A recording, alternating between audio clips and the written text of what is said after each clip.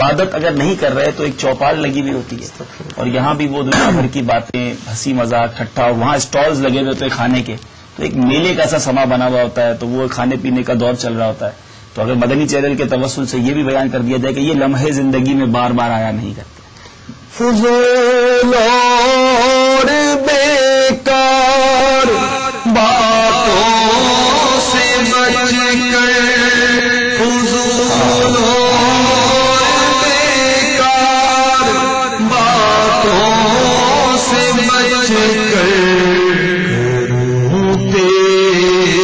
حمد و ثنا یا الہی کروں تیری حمد و ثنا یا الہی کروں تیری حمد و ثنا یا الہی.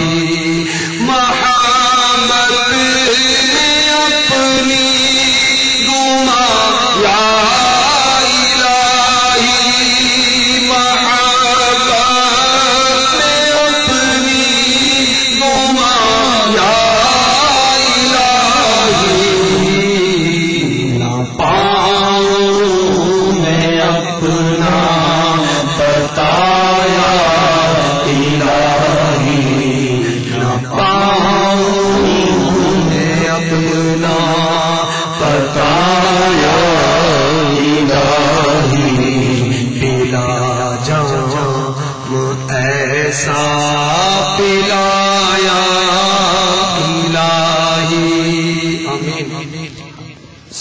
مختصراً اگر رمی کے اوقات بتا دی جائیں کہ 11 کو کب رمی کرنی چاہیے اور 12 کو کب کرنی چاہیے.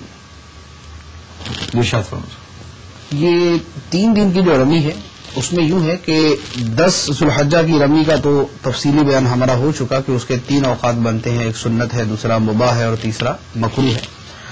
11ویں ذوالحجہ کو جو رمی کرنی ہے اس کا وقت زوال سے شروع ہوتا ہے، یعنی ظہر کا وقت جب شروع ہوتا ہے تو اس کا وقت جو ہے وہ رمی کا شروع ہوتا ہے، اور یہ غروب آفتاب تک سنت، اور اس کے بعد پھر رات کو رمی کرنا جو ہے اس دن بھی مکروہ ہے. اور اسی طرح 12ویں کا بھی بعین ہی یہی وقت ہے. اور 12ویں کی جو رمی ہے اس میں بطور خاص احتیاط کی حاجت ہے کہ 12ویں کی رمی کو لوگوں کو مکہ مکرمہ پہنچنے کی جلدی ہوتی ہے تو وہ صبح سے ہی شروع کر دیتے ہیں. تو 12ویں کی رمی بھی جو ہے یہ بھی ضروری ہے کہ ظہر کا وقت شروع ہونے کے بعد کی جائے. اگر کسی نے اس سے پہلے رمی کی اور چلا گیا تو یہ اس کی رمی چھوٹ گئی. اب اگر اس نے اس کا اعادہ نہیں کیا تو اس کے اوپر دم لازم آئے گا.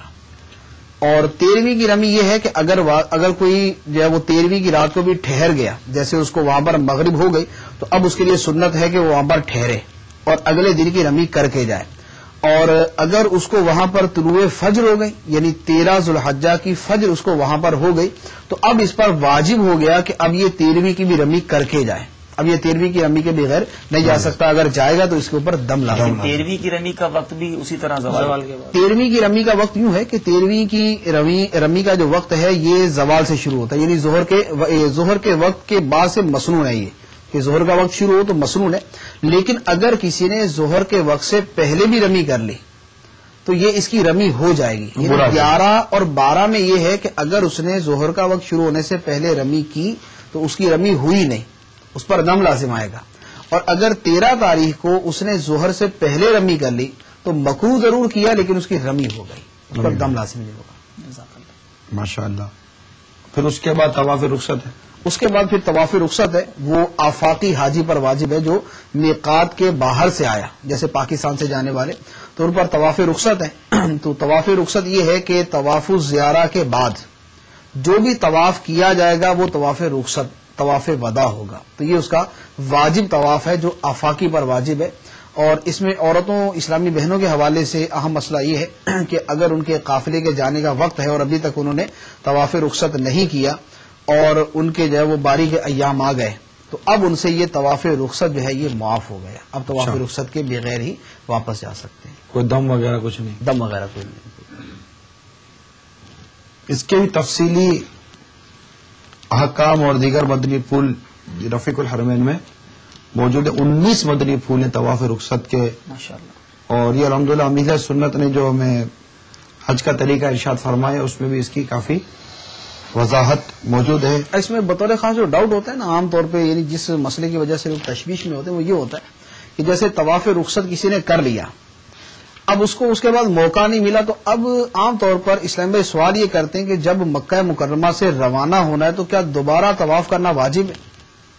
کہ طواف رخصت کیا وہ ہے جو بالکل آخر میں کیا جائے، یا طواف زیارہ کے بعد جو کر لیا وہ طواف رخصت ہو گیا؟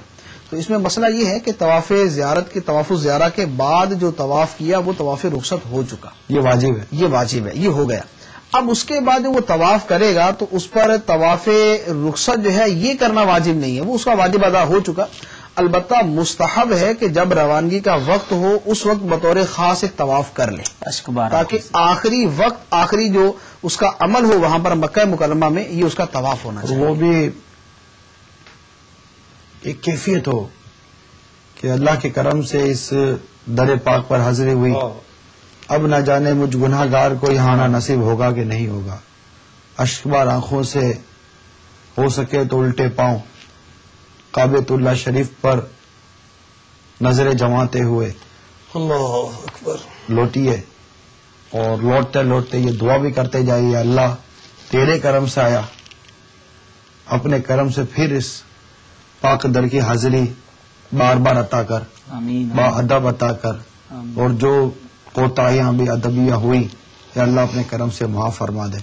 وہ غفور الرحیم ہے، وہ رحمان ہے، وہ کریم ہے، وہ اپنے بندوں کی خطاؤں کو معاف فرماتا ہے. اللہ تعالی ہم سب کا حج اور یہ ساری زیارتیں اور یہ سارے معاملات جو کچھ ہوئے اسے قبول فرمائے. آمین. صلو علی الحبیب صلی اللہ تعالی علی پیارے پیارے حاجیوں اور حجنوں، یقیناً یہ جو سلسلہ ہے حج اور عمرے کا، اس میں مسائل بے حد و بے شمار ہیں، اور ہم نے اس فیضان حج کے سلسلے میں یقیناً بہت زیادہ مسائل بیان نہیں کیے.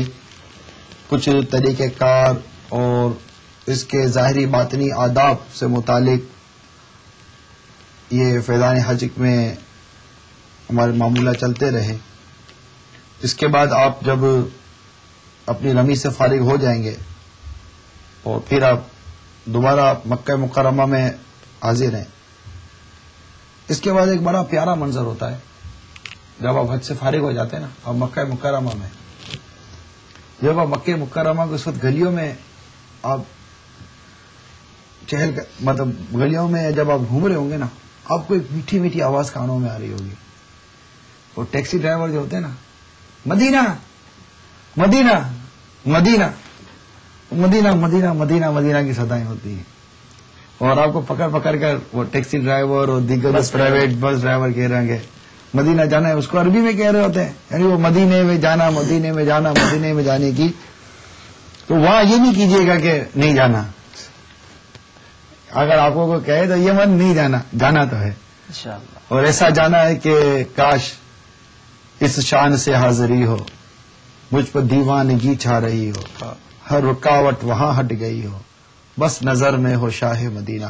حسن حج کر لیا کعبے سے آنکھوں نے ضیا پائی، حسن حج کر لیا کعبے سے آنکھوں نے ضیا پائی، چلو دیکھیں وہ بستی جس کا رستہ دل کے اندر ہے، چلو دیکھیں وہ بستی جس کا رستہ دل کے اندر ہے.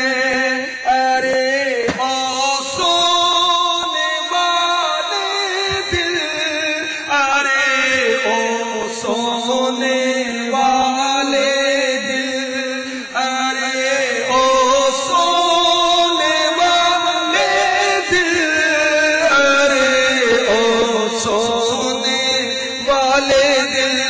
سحر ہے جاگ عالم منور ہے. سبحان اللہ. حاجیو آؤ شہنشاہ کا روزہ دیکھو، کعبہ تو دیکھ چکے، کعبے کا کعبہ دیکھو. پیارے پیارے حاجیوں اور حجنوں، پچھلے دنوں امیر اہل سنت نے مدینے کی حاضری کا پرذوق انداز عطا فرمایا ہے. آئیے امیر اہل سنت کی بارگاہ میں حاضر ہوتے ہیں اور آپ نے جو مدینے کی حاضری کا طریقہ عطا فرمایا، اس مدینے کی حاضری کا وہ پرذوق و پرسوز انداز دیکھتے ہیں. اللہ تعالی ہمیں مدینے کی باادب حاضری عطا فرمائے. صلو علی الحبیب صلی اللہ تعالی علی محمد.